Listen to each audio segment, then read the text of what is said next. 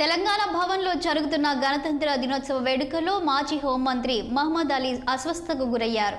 BRS working president KTR జాతీయ జెండాను ఆవిష్కరిస్తున్న సమయంలో మహమ్మద్ అలీ అస్వస్థతకు గురై కింద పడిపోయారు.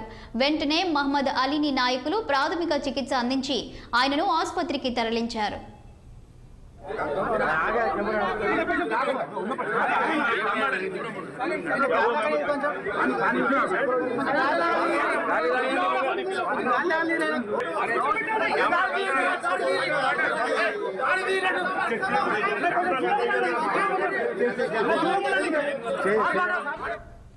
తెలంగాణ భవన్లో జరుగుతున్న గణతంత్ర దినోత్సవ వేడుకల్లో మాజీ హోంమంత్రి మహమ్మద్ అలీ అస్వస్థతకు గురయ్యారు.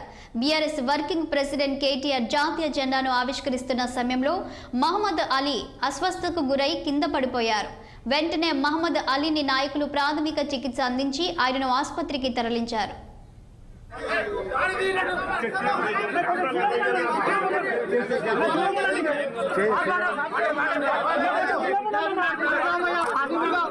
पानी